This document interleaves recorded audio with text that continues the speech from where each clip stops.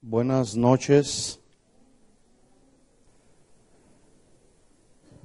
Quiero invitarles que abran su Biblia en Santiago capítulo 1. Santiago capítulo 1. El día de hoy vamos a dar inicio a una nueva serie durante los días miércoles que hemos titulado Cristianismo Práctico. Anótelo ahí. Y quisiera pedirles que en la medida que vamos a ir desarrollando estos temas, usted traiga, si no tiene su tableta por ahí, tráigase un cuaderno y haga anotaciones. Es muy importante. Esta es una de las cartas muy interesantes que hablan justamente de muchos aspectos que tienen que ver con la vida cristiana. Y por eso es que hemos llamado así esta serie Cristianismo Práctico. Hoy voy a dar solamente la introducción y esta serie va a estar basada en la carta de Santiago precisamente. Así que ahí en Santiago capítulo 1, versículo 19, ¿ya lo tiene? Dice Santiago: por esto, mis amados hermanos, todo hombre sea pronto para oír, tardo para hablar, tardo para airarse, porque la ira del hombre no obra la justicia de Dios. Por lo cual, desechando toda inmundicia y abundancia de malicia, recibid con mansedumbre la palabra implantada, la cual puede salvar vuestras almas. 22. Pero sed hacedores de la palabra y no tan solamente oidores, engañándoos a vosotros mismos. Hasta ahí vamos a leer. Oremos juntos. Señor, te damos muchas gracias por la oportunidad que nos das en esta noche de estar reunidos en tu nombre. Hemos venido con un deseo en nuestro corazón para adorarte, humillarnos en tu presencia, pero también con el deseo profundo, Señor, de seguir creciendo, madurando en tu palabra, en el conocimiento de tu palabra, Señor. No queremos ser solamente oidores, sino también hacedores de la misma, Señor. Y a través de esta serie, Señor, que hoy iniciamos, pedimos que tú nos enseñes las cosas que debemos aprender de nuestra vida cristiana. En el nombre de Jesús te pedimos todo esto, Señor. Amén. Amén. Bien, entonces esta serie estará basada en la carta de Santiago. Y esta es una carta tan apropiada justo en los tiempos en los que nos tocó vivir, que dicho sea de paso, pues son tiempos difíciles.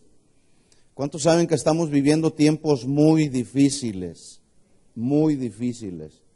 Y yo quisiera decir lo contrario, pero no puedo hacerlo. La cosa se va a poner peor. En lugar de mejorar, seguirán los tiempos poniéndose cada vez más y más difíciles.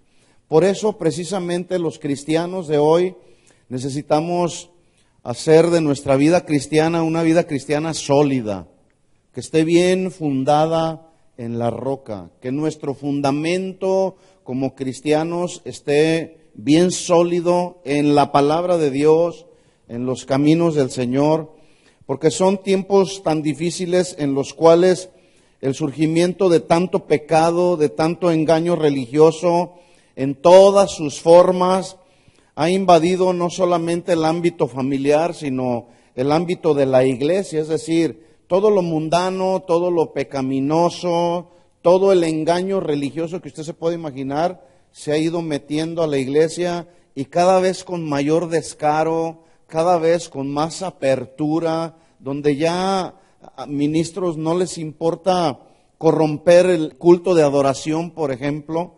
Por lo tanto, entonces, se hace necesario un llamado urgente a la iglesia a estar alertas, a estar vigilantes en lo que se refiere a nuestra vida cristiana.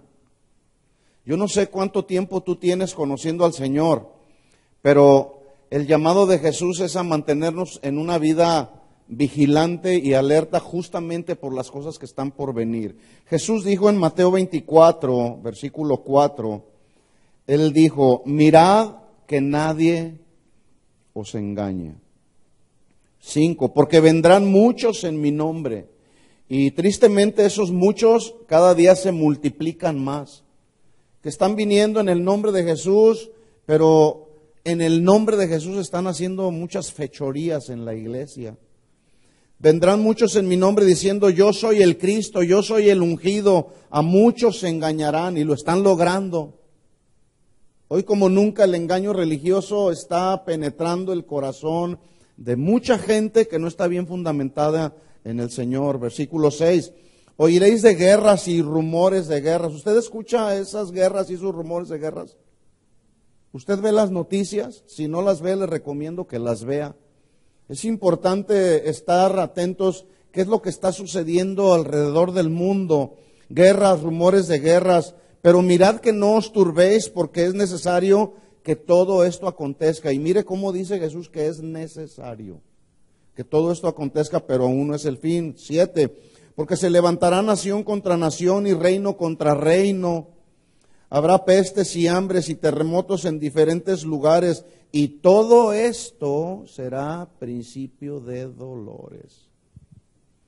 Y aquí cuando dice principio de dolores está haciendo una referencia a los dolores que experimenta una mujer cuando va a dar a luz, los dolores de parto, que son muy intensos. Entonces, todo esto será principio de dolores, pero no me dejarán mentir las mujeres que en cuanto el alumbramiento cada vez se acerca más, los dolores cada vez son más intensos, ¿verdad que sí? Bueno, en la medida que se acerca más la venida de Jesús, los dolores para esta humanidad y para nosotros como cristianos cada vez serán más intensos. La pregunta es si estamos listos y preparados para experimentar esos dolores. ¿Estás listo? Algunos tienen corazón de chocolate que al más mínimo calorcito se derriten totalmente. Ay, es que el pastor no me saludó, ya me voy de la iglesia. Corazón de chocolate, ¿verdad? Ahora imagínense si viene un dolor tan intenso a la vida de muchos cristianos. ¿Qué vamos a hacer? Dice versículo 9, entonces os entregarán a tribulación y os matarán y seréis aborrecidos de todas las gentes por causa de mi nombre. Yo le voy a decir una cosa, nosotros en este país vivimos un cristianismo muy cómodo, donde no hay persecución por causa del nombre de Jesús. Por eso el cristianismo el día de hoy en este país está tan ligero, no tiene mucho sustento, fundamento sólido, porque vivimos un cristianismo muy cómodo. Muchos tropezarán entonces, versículo 10, y se entregarán unos a otros y unos a otros se aborrecerán. Y muchos falsos profetas se levantarán y engañarán a muchos. Falsos profetas que están hablando de su propio corazón. Y estos muchos también se están multiplicando. Así que mucho cuidado con lo que estamos oyendo y lo que está por continuar escuchándose. Versículo 12, por haberse multiplicado la maldad, el amor de muchos se enfriará, mas el que persevere hasta el fin, este será salvo. Ahora, es importante, mis hermanos, que entendamos que el panorama mundial que estamos viendo no nos debe de tomar por sorpresa. Ahora que yo andaba por allá en el estado de Texas, de repente me escribió un hermano de Argentina que apreciamos mucho y me dice, siento mucho lo que sucedió allá en California. Yo ni siquiera sabía. No me había enterado de lo que había sucedido. Siento mucho lo que está pasando por allá donde vives. Y ya de repente pues le pregunté a mi esposa, pues ¿qué pasó? Dice, bueno, es que tembló allá en el área norte de California, ¿verdad? Donde hubo desastres. Ahora, estos terremotos, estos sacudimientos de la tierra, no nos deben de sorprender, porque está profetizado. Sorprende y atemoriza aquellos que no están preparados en el Señor, ¿verdad? Pero el panorama mundial que estamos viendo no nos debería de tomar por sorpresa. Vuelvo a repetirle, y esto no es con el fin de alarmar a nadie, pero es con el fin de advertirnos y prepararnos. ¿Qué pensaría si yo le dijera que de acuerdo a las profecías bíblicas, en un futuro no muy lejano, el mundo estará sumergido en una guerra donde se exterminará la cuarta parte de la humanidad a través de una tercera guerra mundial, que según la Biblia es conocida como la batalla del Armagedón. ¿Qué pensarían? No una tercera guerra mundial, no, mejor vamos a orar porque haya paz en el mundo. A veces no entendemos muchas cosas que en la Biblia están ya profetizadas y que nos guste o no nos guste, van a suceder. Van a suceder. Dice Apocalipsis capítulo 6, para confirmar esto que le acabo de mencionar. Apocalipsis capítulo 6, versículo 8 dice, miré y he aquí un caballo amarillo y el que lo montaba tenía por nombre Muerte y el Hades le seguía. Y le fue dada potestad o autoridad sobre la cuarta parte de la tierra para matar con espada, con hambre, con mortandad y con las fieras de la tierra. No, que no suceda esto, vamos a orar para... Está profetizado, hermanos. Y a través de la historia ha habido mucha mortandad, pero esta palabra profética todavía no se cumple. Dicen los que conocen más de la escatología, que será la mortandad de esta tercera parte o 3/4 partes de la humanidad serán destruidas a través de una tercera guerra mundial. Bueno, geográficamente el Medio Oriente es el principal protagonista de dichos acontecimientos y no es, escuchen esto hermanos, no es ninguna obra de la casualidad que hoy están sucediendo tantos conflictos armados justamente allá en el Medio Oriente, que según la Biblia será el lugar donde surgirá también el dictador mundial llamado el Anticristo. No, que no venga el Anticristo, está profetizado, hermanos. Nos guste o no nos guste, son cosas que van a estar sucediendo y repito esto, en un tiempo no muy lejano. La pregunta es si estamos preparados. Por lo tanto, entonces, a causa de todos estos eventos sucediendo en gran parte del mundo, el cristianismo de hoy está muy polarizado, es decir, muy dividido, muchos están confundidos, algunos otros están engañados y otros siguen engañando a muchos con mensajes, escuchen bien esto, en lugar de estar advirtiendo a la gente, a los cristianos, en lugar de estarlos enseñando y ayudando a que el carácter de Cristo vaya siendo formado en ellos, se centran en un solo mensaje basado en el dinero, dinero y más dinero. Entonces, hoy tanto el mundo como las mega iglesias se están moviendo en torno al dinero. El dinero está jugando un papel muy importante en muchos ministerios y sectas inclusive. Hay mucho dinero que está en juego, ¿verdad? Así que nosotros como cristianos, como verdaderos nacidos de Dios, hermanos, no podemos darnos el lujo y permitir que el mundo, los conceptos del mundo, empiecen a moldear nuestra forma de pensar a través de los medios de comunicación seculares, ya que podemos, si prestamos oído a todo lo que se está oyendo allá afuera, seremos extraviados del camino de Dios con mucha facilidad. Por eso necesitamos estar enfocados en lo que Dios dice en su palabra. Es importante que entendamos que Dios ha trazado en su palabra claramente el camino que usted y yo debemos de seguir. No es el camino del mundo.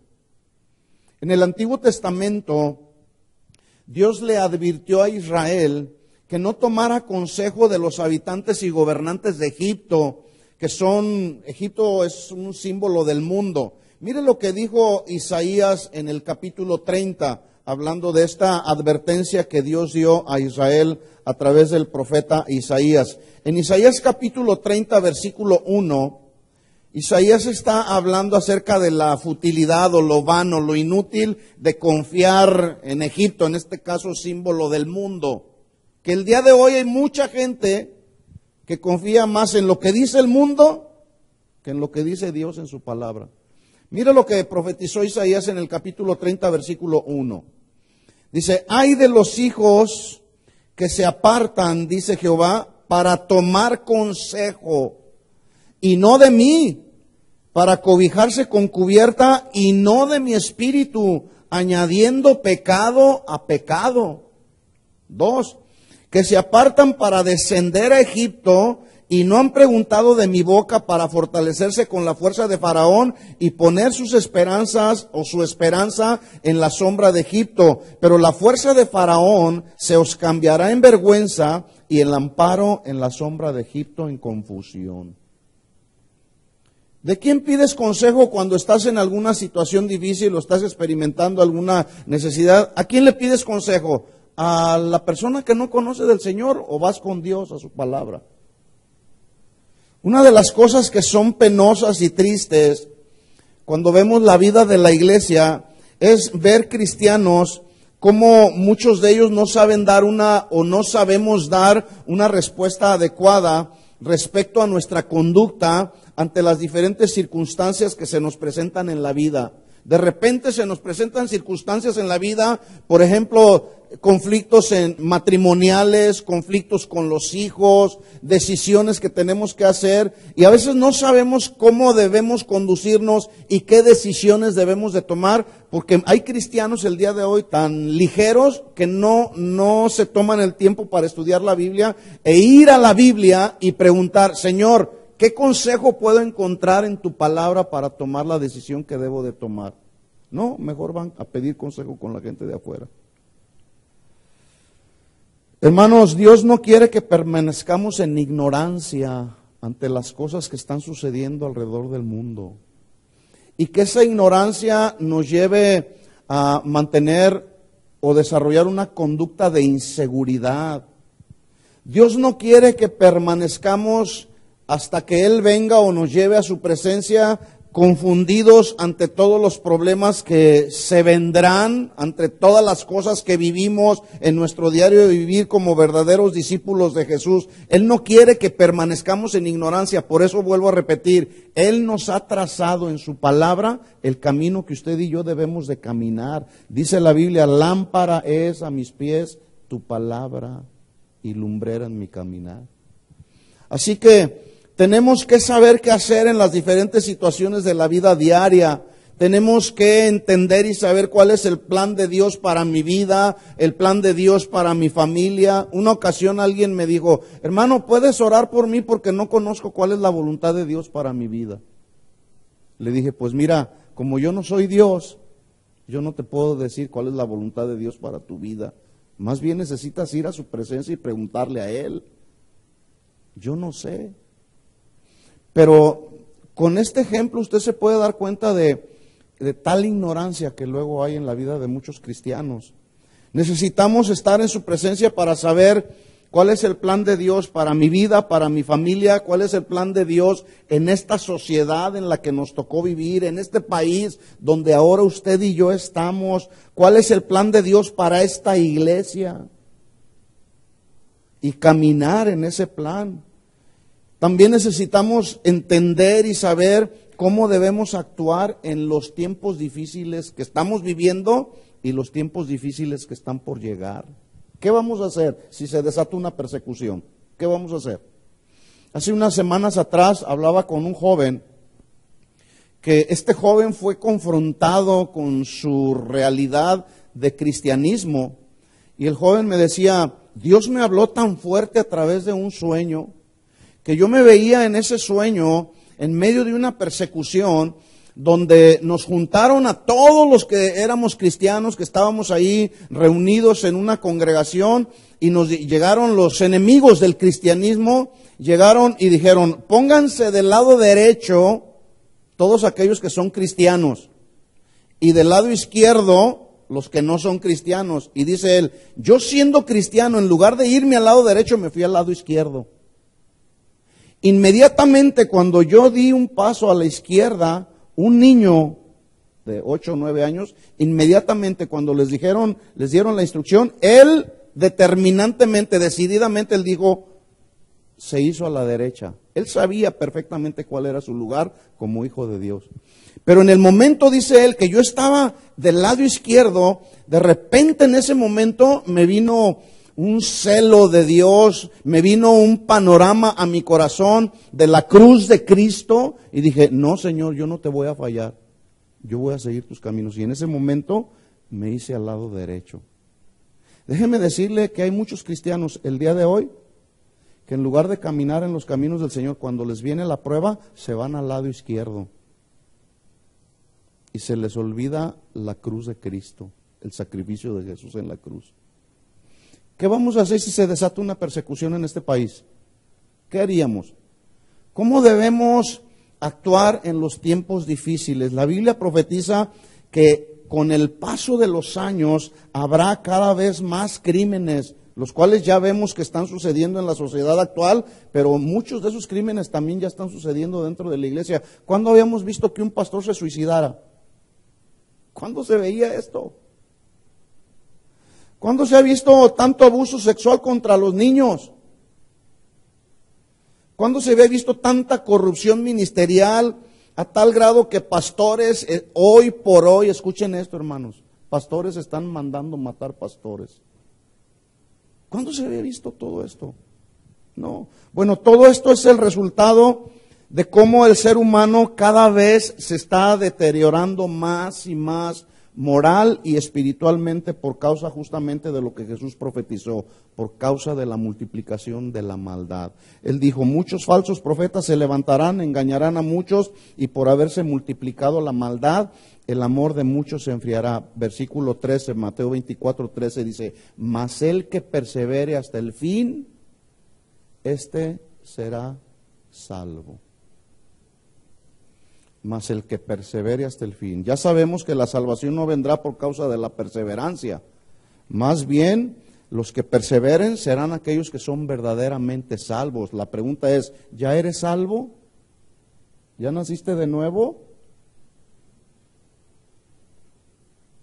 Porque podemos estar engañados suponiendo y pensando, sí, yo ya nací de nuevo. Bueno, por eso es que entonces a través del estudio de esta carta aprenderemos asuntos de la vida práctica. Por eso la serie se llama Cristianismo Práctico. Y yo quiero pedirle por favor que no falte a estas enseñanzas que vamos a estar dando, porque de aquí depende mucho que tiene que ver con nuestra vida. De hecho, la carta de Santiago es conocida como la carta de la vida práctica. Y yo voy a dar a continuación más o menos un bosquejo de temas que son los que contiene la carta y que estaremos desarrollando con mucho detalle. Por ejemplo, número 1, estaremos hablando acerca de la importancia de perseverar en los tiempos de sufrimiento. La carta está dirigida a una comunidad de judíos que dice ahí que eran los que estaban en la dispersión, es decir, fuera de la tierra de Palestina, por causa de la persecución despiadada del rey de aquel tiempo llamado Herodes Agripa.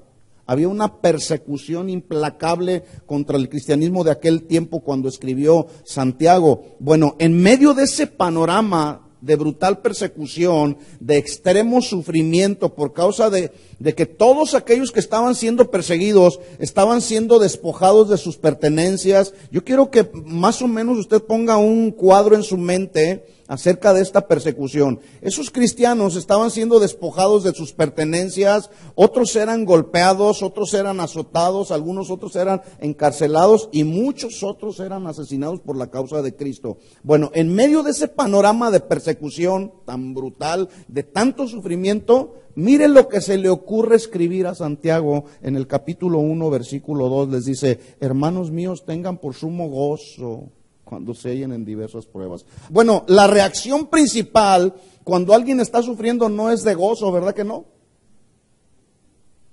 ¿O sí?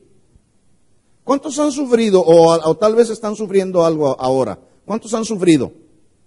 Por ejemplo, tal vez has sufrido la pérdida de un ser querido. Cuando te dan la noticia, la primera reacción no es de gozo, ¿verdad que no? Es de tristeza y es de dolor. Bueno, en medio de ese panorama de sufrimiento extremo, repito, Santiago les escribe a los hermanos y les dice, tengan por sumo gozo cuando os halléis en diversas pruebas. Pero escuchen esto, lo interesante de la expresión ahí, sumo gozo que estaba escribiendo Santiago, es que él los estaba animando a que en medio de esa persecución extrema y sufrimiento que estaban experimentando, ellos buscaran la fuente principal de ese sumo gozo que es Dios. Por lo tanto, hermanos, cuando viene sufrimiento a nuestra vida, ¿qué tenemos que hacer? No tenemos que ir a reclamarle a Dios. Porque algunos, hay sufrimiento y lo primero que se hace, ¿por qué a mí, Señor? ¿Por qué no a aquel? Escuchen esto, hermanos, hay un principio que aprendí por ahí. A Dios se le clama, no a Dios se le reclama. Entonces, cuando hay sufrimiento, lo primero que tenemos que hacer es ir a su presencia y decirle, Señor, dame tu gracia que me sostiene en medio de este sufrimiento. Entonces, la prueba cuando dice ahí, hermanos, tengan por sumo gozo cuando os halléis en diversas pruebas. La palabra prueba se debe de entender como tiempos de adversidad y de sufrimiento. Por ejemplo, ¿cuántos han sufrido o experimentado el sufrimiento que vivió Job en un solo día? Mire, en un solo día Job se quedó sin nada, se quedó sin criado, se quedó sin ganado, se quedó sin sus pertenencias. Era un hombre riquísimo, era un hombre con muchas posesiones. Sus hijos murieron, vino un viento recio, azotó la casa donde ellos estaban, se vino abajo, quedaron muertos ahí todos ellos. Le vino una sarna desde la planta del pie hasta la coronilla de la cabeza, le vino una sarna maligna y por si fuera poco le dejó una mujer que le dijo, ¿aún retienes tu integridad? Maldice a Dios y muérete. Qué sufrimiento, ¿no? Qué sufrimiento el de Job. ¿Alguno de ustedes ha sufrido lo que sufrió Job en un solo día? Bueno, el asunto del sufrimiento no es en sí mismo el sufrimiento, sino cómo reaccionamos ante el sufrimiento. ¿Cuántos han experimentado sufrimiento? ¿O estás experimentando sufrimiento ahora? Por ejemplo, a ver, ¿quién me puede decir acerca de su sufrimiento? Levante la mano. Yo he sufrido esto. A ver, ¿quién me puede decir? Hermana. La pérdida de su hijo murió en un accidente de motocicleta, ¿verdad? Sí. Qué doloroso. Yo, gracias, no sé lo que es perder a un hijo. Sé lo que es perder a un hermano. Pero yo me supongo que puede ser diferente sufrimiento, ¿verdad? Es doloroso. Ahora, el punto es este, ahí está el sufrimiento, pero ¿cómo reaccionamos ante el sufrimiento? Ese es el asunto. ¿Cómo reaccionamos? ¿Cómo reaccionaría Job?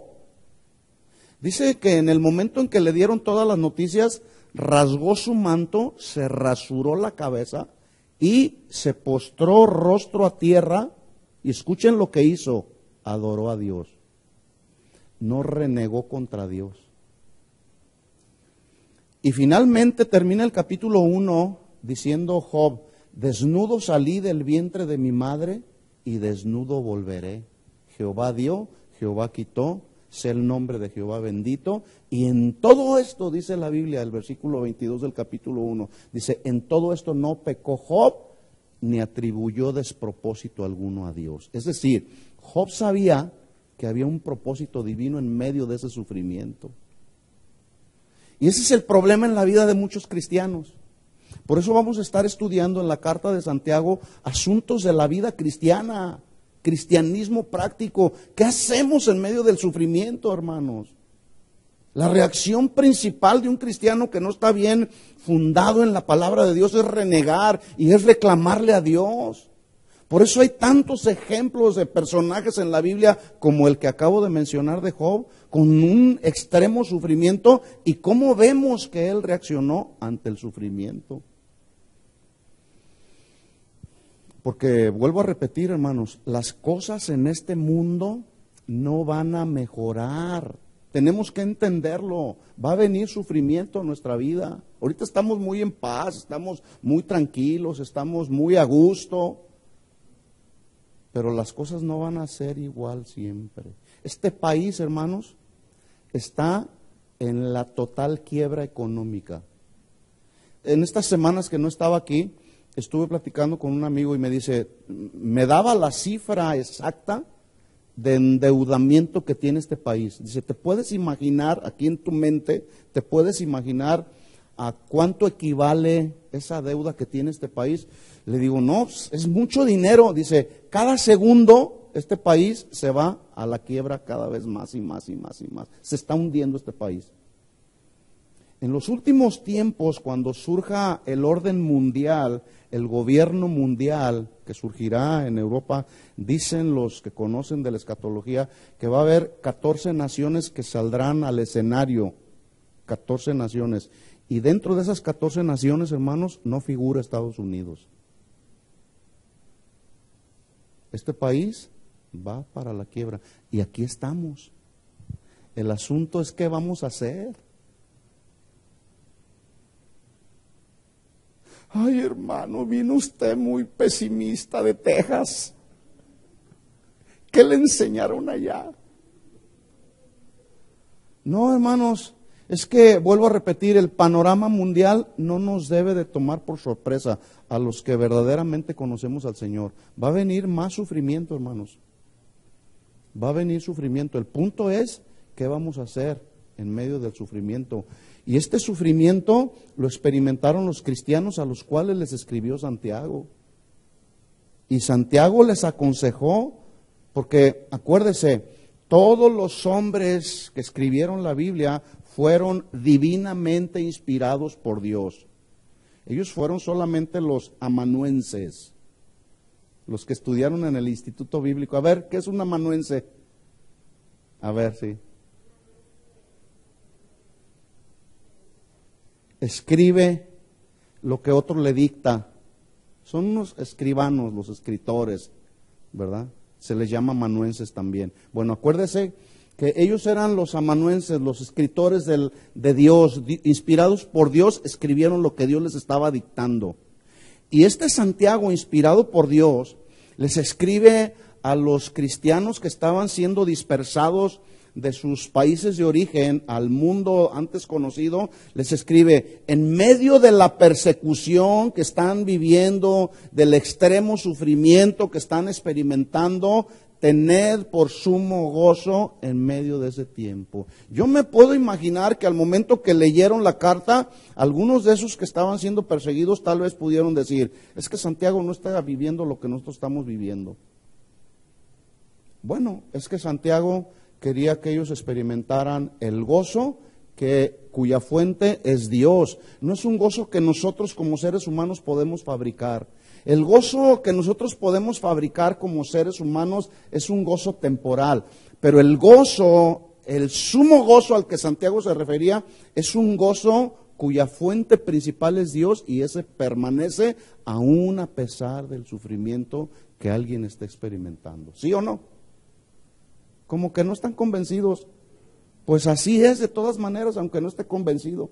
Ese gozo es un gozo que nos puede sostener en medio de la prueba. Y dice la Biblia que en la presencia de Dios hay plenitud de gozo. Por eso hay que ir a su presencia, hermanos. Ahora, la pregunta es, hablando del sufrimiento, porque ese es un tema que estaremos tratando, acuérdense, estoy hablando del bosquejo de lo que estaremos viendo en esta carta de Santiago, pero hablando del sufrimiento de Job. ¿Por qué cree usted que Job soportó todo el sufrimiento que experimentó en un solo día? ¿Por qué cree? ¿Porque Job era Superman, el superhombre? ¿Por qué cree? ¿Por qué? Era un hombre que conocía a Dios, hermanos. Era un hombre que conocía a Dios. Pero en medio del sufrimiento y en ese conocimiento que él tenía de Dios, él pudo experimentar, uno, la gracia que Dios nos provee para soportar el sufrimiento, hermanos. Se conoce como la gracia capacitadora de Dios. ¿Cuántos han experimentado en medio del sufrimiento esa gracia capacitadora? Que cuando de pronto te sientes así como desfallecer. Ha habido momentos de sufrimiento en el ministerio que ganas no faltan de aventar la toalla y decir, no más, Señor. Pero en ese momento surge precisamente esa gracia capacitadora que en medio del sufrimiento y de las aflicciones del ministerio, ¿sí? Viene esa gracia que nos capacita y nos inyecta fuerza, nos inyecta fe, nos inyecta la presencia de Dios para seguir adelante en medio de cualquier circunstancia y situación. Bueno, esa gracia la experimentó Job en medio de ese sufrimiento, pero la segunda razón es porque este hombre tenía cualidades de las cuales Dios las hizo notar en un diálogo que tuvo con Satanás. Cuando ahí en el capítulo 1 dice la Biblia que llega Satanás y Dios le dice: ¿no has considerado a mi siervo Job? Siervo Job, que no hay otro como él en la tierra. Qué interesante me parece a mí esa expresión. No había otro como Job en la tierra. ¿Qué pensaría Dios de nuestra vida? Dios pudiera decir de nosotros: no hay otra mujer como mi hermana en toda la tierra, como mi hermano Toño. No hay otro como él en la tierra. Wow. Pero luego resalta a Dios 4 cualidades que distinguían la vida de Job. ¿Cuáles son? ¿Alguien la sabe? Era un hombre perfecto. Pero no, la palabra perfecto no significa el estricto sentido que da la traducción de perfecto, sino más bien habla de madurez. En otras palabras, Job era un hombre maduro, había alcanzado un grado de madurez por causa de conocer a Dios, que en medio del sufrimiento, esa madurez que él tenía, lo hizo permanecer sin ofender a Dios mientras estaba sufriendo. Un hombre perfecto, número 1. Número 2, un hombre recto. Y rectitud habla de integridad en todo lo que hacemos. Aquí en la iglesia y fuera de la iglesia, en tu casa y fuera de tu casa, en tu trabajo y fuera de tu trabajo. Rectitud, integridad. Entonces estamos hablando que él soportó la prueba, 1, por su gracia, la gracia de Dios. 2, porque conocía a Dios, era un hombre perfecto, recto. 3, dice que era temeroso de Dios. En otras palabras, honraba a Dios en todo lo que hacía. Y nosotros, en nuestro cristianismo actual, no siempre honramos a Dios en todo lo que hacemos. Y esa es la diferencia. Temeroso de Dios, y luego, número 4, cuarta cualidad, apartado del mal. Y hoy, tristemente, los cristianos del siglo XXI, en lugar de apartarse del mal, como que siguen más el mal. Y los ministros, en lugar de apartarse del mal, continúan haciendo mal. Y ese mal que hacen lo meten a la iglesia e invitan a la gente a caminar en el mal que ellos mismos están haciendo. Bueno, todo esto estaremos hablando en esta está interesante, ¿no? Cristianismo práctico. ¿Cuántos no hemos sufrido? ¿Qué vamos a hacer? ¿Cómo vamos a reaccionar? En segundo lugar, estaremos hablando acerca de la importancia de aprender. Escuchen esto, está interesante esto. Aprender a resistir las tentaciones. Hermanos, todos los días, de una o de otra manera, estamos expuestos a experimentar diferente tipo de tentaciones. Y las tentaciones son como el sufrimiento. El problema no es la tentación, sino el problema es cómo reaccionamos ante las tentaciones. Porque las tentaciones ahí están y las tentaciones seguirán presentándose de diferentes formas y maneras. Entonces, ¿qué vamos a hacer cuando se presenten las tentaciones a nuestra vida? Cristianismo práctico, porque ahí está el meollo del asunto en la vida de los cristianos nacidos de nuevo. ¿Qué hacemos con las tentaciones? Santiago dijo, bienaventurado, en Santiago 1:12 dijo, bienaventurado el varón que soporta la tentación. A lo mejor las mujeres dicen, bueno, qué bueno que es el varón. No, también incluye a la mujer. Somos expuestos a las tentaciones. Dice ahí Santiago, este es el consejo de la Biblia. Bienaventurado, dichoso, feliz, el varón, la mujer, que soporta, resiste la tentación. Porque cuando haya resistido la prueba, ¿cuál prueba? La prueba de la tentación. A veces Dios permite que nos vengan esas tentaciones para ponernos en una posición de prueba, para hacernos un examen, pues, para que me entiendan. Y algunos, cuando les viene la prueba de la tentación, se van en su viaje de la tentación, ¿verdad, John? Y todo lo que construyeron en la vida cristiana, por un momento de desliz, derriban todo lo que construyeron. Bienaventurado el varón, la mujer que soporta la tentación, porque cuando haya resistido la prueba, recibirá la corona de la vida que Dios ha prometido a los que le aman. Estaremos tratando asuntos acerca de las tentaciones, cristianismo práctico. Es triste ver que hoy muchos, el día de hoy, no están pasando la prueba de la tentación, están cayendo en todo tipo de tentaciones que el mundo está ofreciendo a diario y se olvidaron de la cruz de Cristo. Se olvidaron. Estaremos hablando, otro tema que estaremos tratando, acerca del engaño de ser solamente oidores y no hacedores de la palabra. ¿Cómo hay de eso? Es muy fácil poder discernir y entender cuando una persona aprendió el mensaje y cuando le entró por aquí y le salió por acá. Es muy simple. Y yo constantemente hago la prueba. Hermano, ¿de qué se trató el mensaje? Empiezan. Estuvo tremendo el mensaje. No me acuerdo de qué se trató, pero estuvo tremendo el mensaje. ¿Ya? Basta solamente con decir, hermanos, Dios les bendiga, nos vemos en la próxima reunión, y se les borró el cassette. Se borra todo.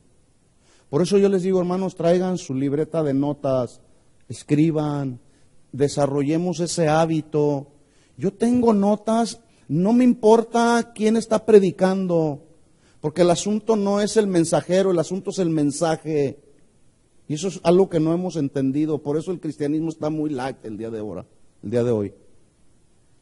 Entonces, estaremos hablando de ese engaño que hay, de solamente ser oidores de la palabra y no hacedores. ¿De qué nos sirve venir a la iglesia, oír un mensaje si no lo ponemos en práctica? ¿De qué sirve? De nada. Por lo tanto, entonces, si veniste o si alguien viene en esa actitud, perdió 2 horas del tiempo tan valioso que es hoy. Bueno, hasta hoy, más o menos le voy a poner un panorama. Hasta el día de hoy, llevamos 32 de las 52 semanas que tiene el año. Si usted ha asistido regularmente a nuestras reuniones de miércoles y domingo, entonces usted ha escuchado, en estas 32 semanas, usted ha escuchado 64 mensajes de la palabra de Dios que se han hablado desde este lugar a través de diferentes predicadores. 64 mensajes al día de hoy. 65 con este. La pregunta es, de todos esos mensajes, 65 mensajes que tú has oído al día de hoy, la pregunta es, ¿qué has retenido? ¿Qué has aprendido? Y de lo que hemos aprendido, ¿qué es lo que hemos llevado a la práctica? Por ejemplo, estuvimos desarrollando la serie de la unidad en la iglesia. La pregunta sería, ¿qué tan unidos estamos después de todos los mensajes que se dieron? Estamos hablando el domingo del Espíritu Santo y su obra. ¿Qué tanto conocemos al Espíritu Santo y qué tanto sabemos por qué obra el Espíritu Santo como lo hace en la vida de los creyentes? ¿Qué tanto hemos conocido hasta el día de hoy?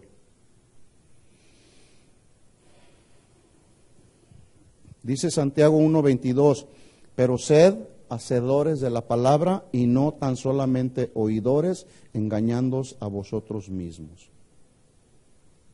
Llevamos 3 temas que vamos a estar tratando aquí. Acuérdense, estoy dando solamente la introducción, el bosquejo. Estoy tratando de llamar su atención, hermanos, porque vuelvo a repetirles que nos quede muy claro, las cosas en este mundo cada día se van a ir poniendo peor y peor y peor. Pero si usted y yo nos mantenemos sólidos en el fundamento de la palabra, el consejo de la palabra, entonces podremos estar viviendo un cristianismo práctico que honre a aquel que nos salvó. Si no, nos vamos a corromper como muchos ministros y cristianos se han corrompido hasta el día de hoy. Vamos a estar hablando acerca de cómo Santiago exhorta y amonesta acerca de un pecado que se ha dado cada vez más constantemente en la iglesia, que es el pecado de la parcialidad. Es decir, hacer acepción de personas.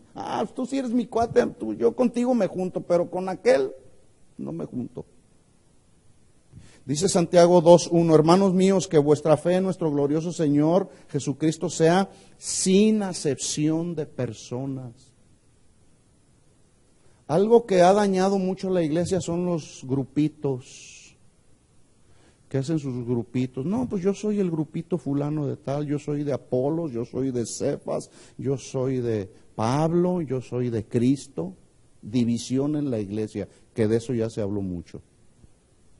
Acepción de personas, eso es un pecado que todavía se está dando en la iglesia. Dice entonces Santiago 2:2, porque si en vuestra congregación entra un hombre con anillo de oro y con ropa espléndida, y también entra un pobre con vestido andrajoso, y miráis con agrado al que trae la ropa espléndida, y le decís, siéntate aquí en buen lugar, y decís al pobre, estate tú ahí en pie, o siéntate aquí abajo mi estrado, no hacéis distinción entre vosotros mismos, y venís a ser jueces con malos pensamientos. Acepción de personas, eso es pecado, hermanos. Mi esposa me contaba de un testimonio de un pastor de por aquí en el área que se disfrazó de un indigente sucio y andrajoso y entra a la congregación, y apestoso además, y entra a la congregación, y ¿qué cree que hicieron los tremendos ujieres de la congregación? ¿Qué cree que hicieron? Lo menospreciaron, lo rechazaron, siéntese allá. Y cuando se dieron cuenta que era el pastor, ya no hallaban dónde meterse de la vergüenza.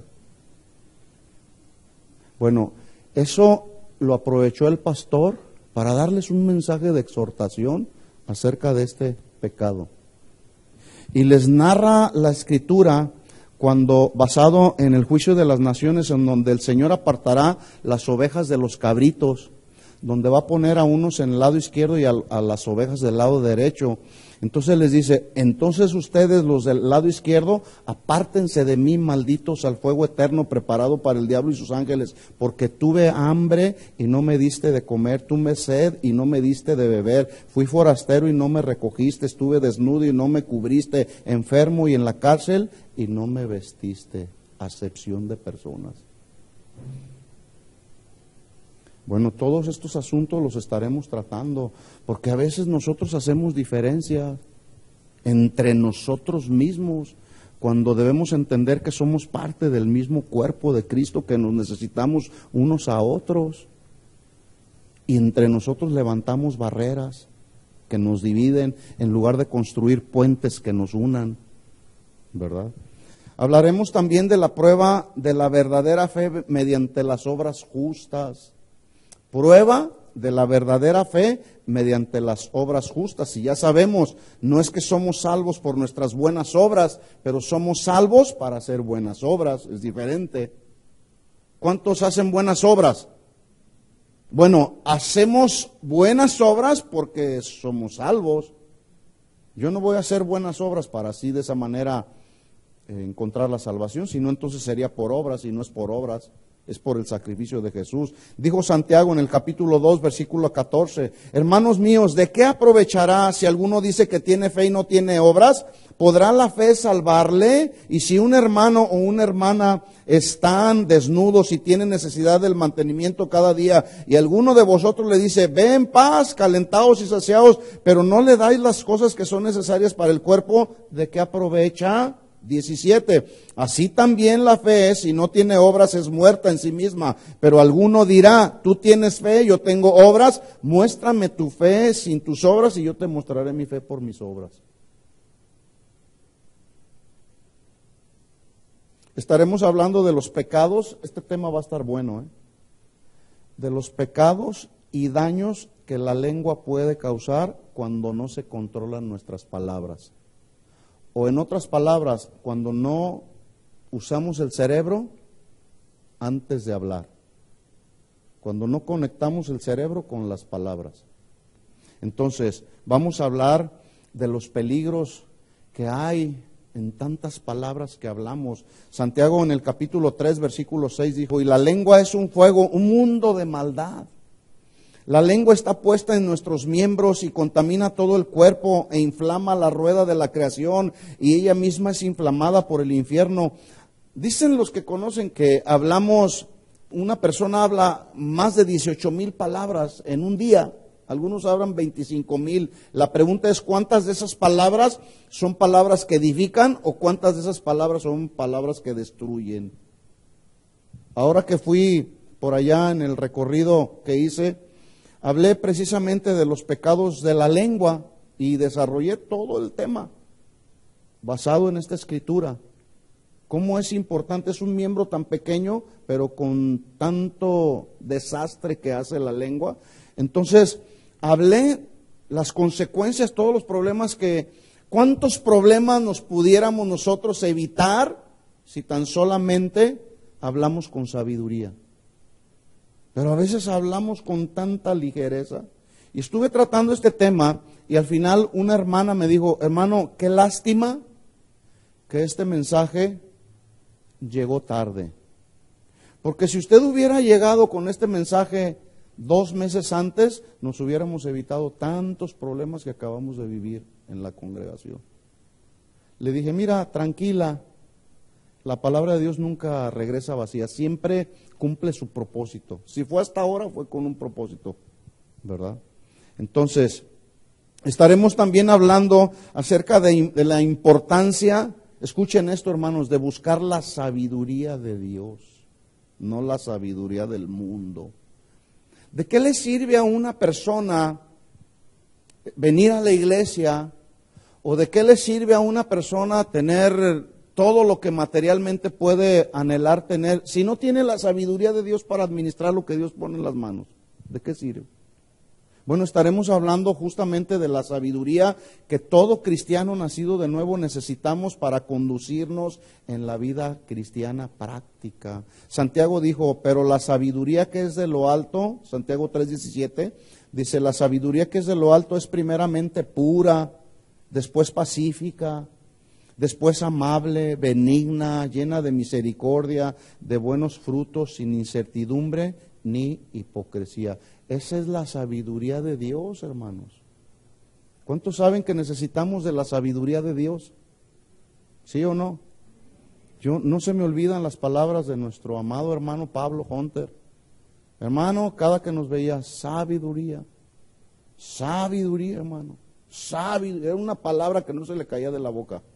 Siempre, hermano, busca la sabiduría, ante todo busca la sabiduría de Dios. Estaremos hablando de la importancia de buscar la sabiduría de Dios. También hablaremos otro tema acerca de las consecuencias que vienen a un cristiano por causa de no renunciar a la amistad con el mundo,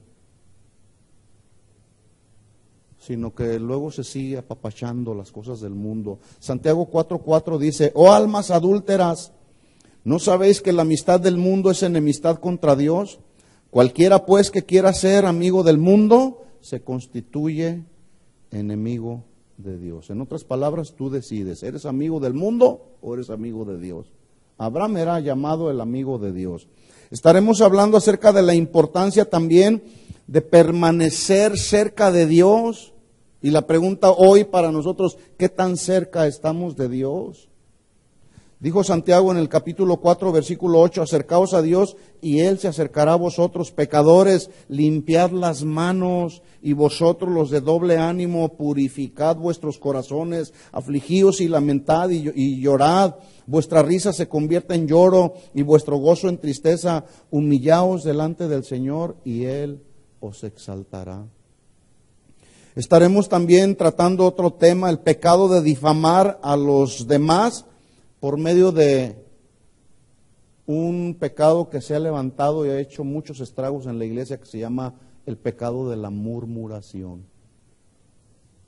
Y para que este ministerio se desarrolle, la murmuración, se necesitan murmuradores y murmuradoras. Y este ministerio luego surge en la iglesia.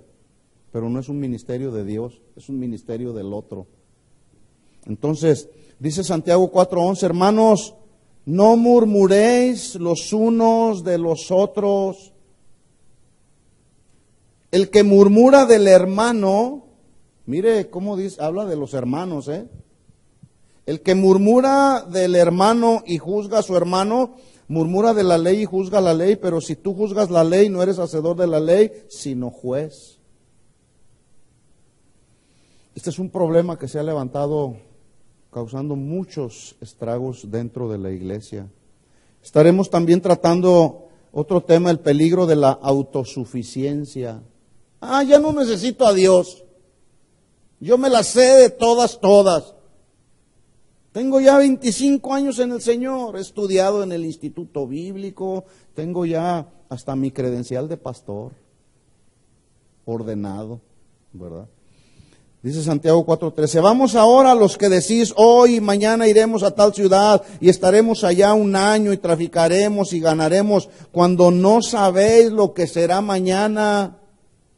Porque ¿qué es vuestra vida? Ciertamente es neblina que se aparece por un poco de tiempo y luego se desvanece, en lugar de lo cual debierais decir, si el Señor quiere, viviremos y haremos esto o aquello. Cuando tú vas a hacer una decisión, ¿le preguntas a Dios o le dices, sí, yo lo hago? Cada quien. Estaremos tratando también otro tema que tiene que ver con el juicio que vendrá a los ricos, pero a los ricos opresores, los que oprimen y obtienen ganancias deshonestas, u obtienen ganancias oprimiendo a otros o estafando a otros. Dijo Santiago en el capítulo 5, versículo 1, vamos ahora ricos, llorad y aullad por las miserias que vendrán.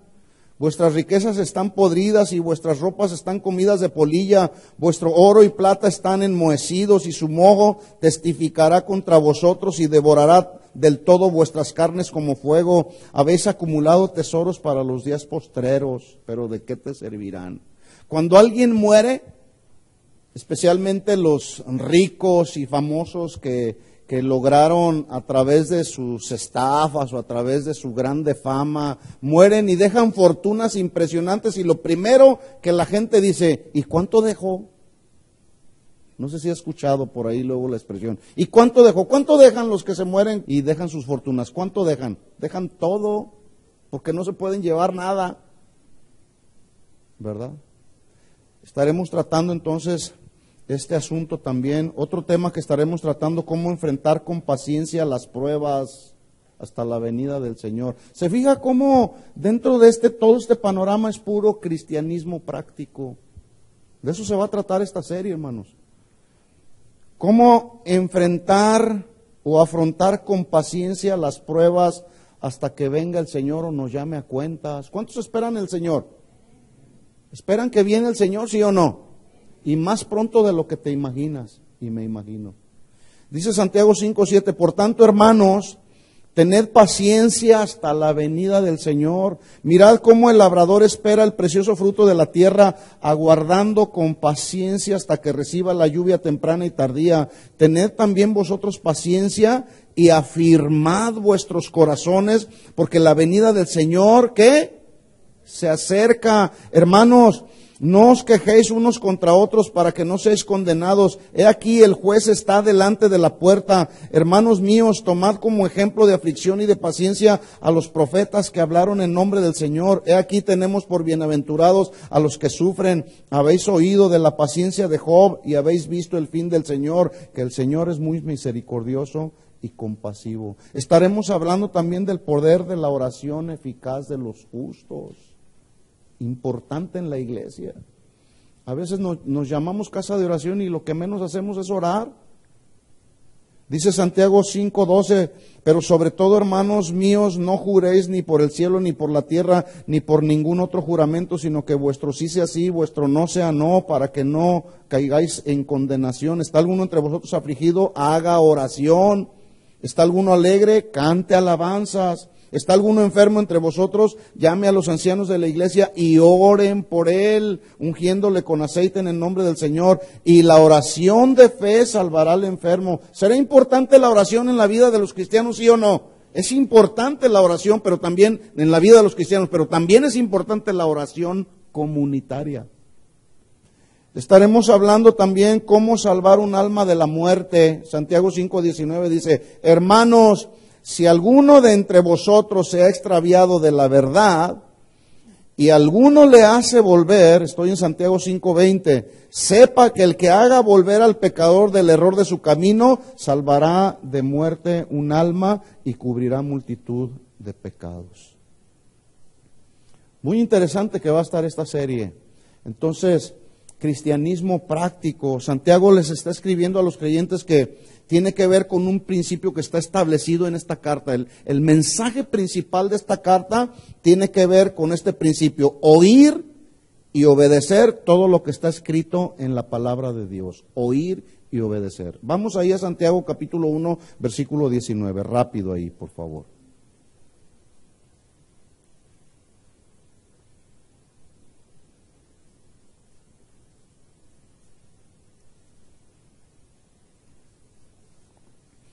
Aquí en este versículo encontramos 3 mandamientos importantes para todo aquel creyente que está dispuesto a recibir la palabra de Dios con miras a ponerla por obra, es decir, llevarla al terreno de la práctica. De nada nos sirve oír y oír si no hacemos nada.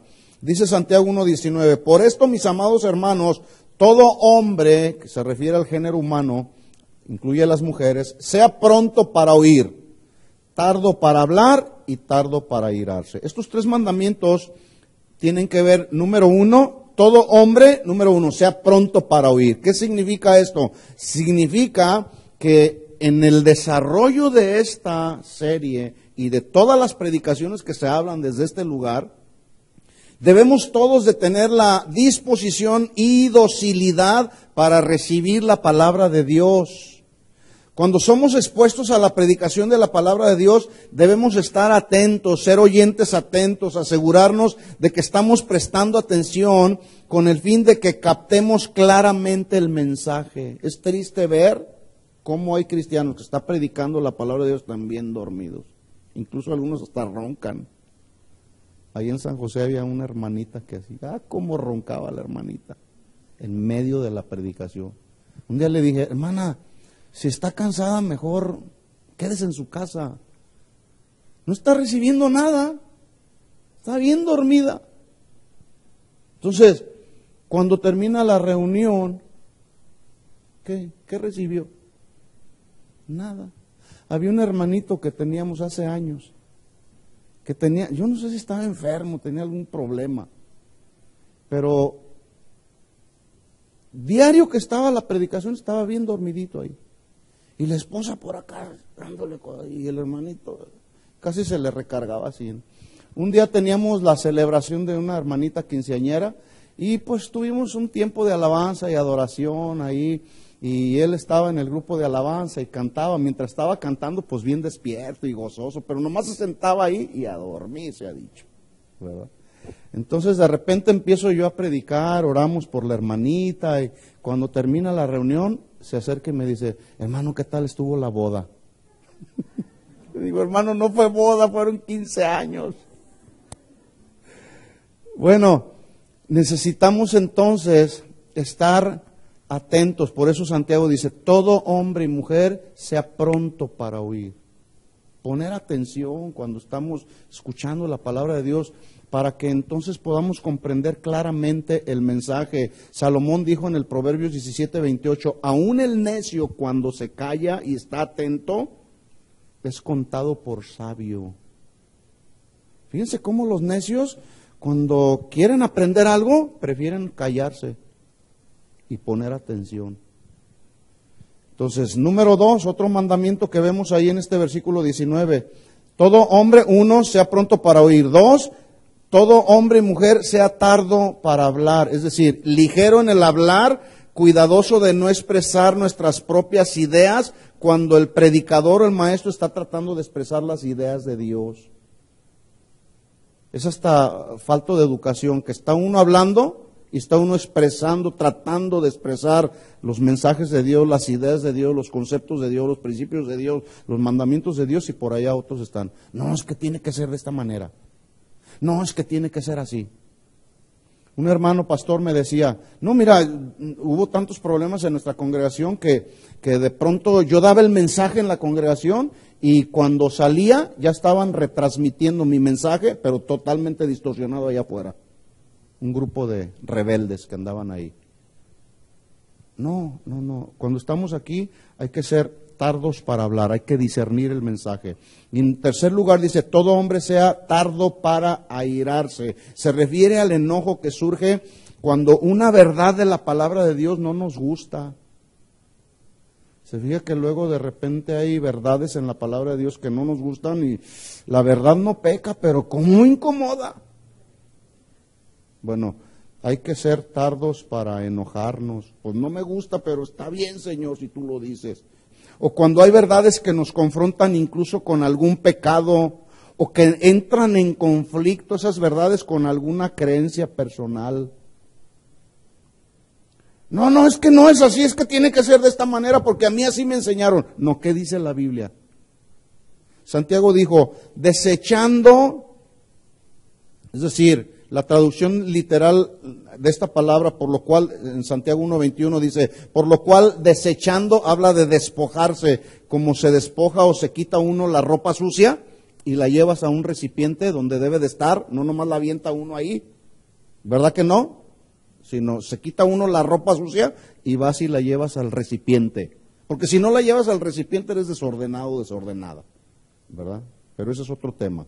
Por lo cual desechando, despojándonos de todo pecado antes de recibir la palabra, desechando, despojándose de toda inmundicia y abundancia de malicia, recibid con mansedumbre la palabra implantada, la cual puede salvar vuestras almas. Versículo 22, pero dice Santiago, sed hacedores de la palabra y no tan solamente oidores, engañándoos a vosotros mismos. Entonces, ser hacedores de la palabra y no tan solamente oidores es el principio que está guiando toda la carta de Santiago, y de eso estaremos hablando. De nada le va a servir a alguien venir, escuchar y salir de este lugar y no poner en práctica nada. Por eso esta serie se llama, ¿cómo? Cristianismo práctico, ¿verdad? Así que los invitamos la próxima semana, se trae su cuaderno, vamos a aprender, vamos a estudiar y vamos a aprender cómo vamos a reaccionar y cómo vamos a sobrellevar nuestro cristianismo a la luz de los acontecimientos que estamos viviendo hoy en la actualidad, en este mundo donde Dios tuvo a bien plantarnos. ¿De acuerdo? Es la introducción nada más. La próxima semana entramos de lleno al tema. ¿Qué pasa cuando viene el sufrimiento? ¿Cómo reaccionamos? Ese será el primer tema que trataremos la próxima semana. ¿De acuerdo? Vamos a orar. Les invito a que se pongan de pie. Gracias, Señor.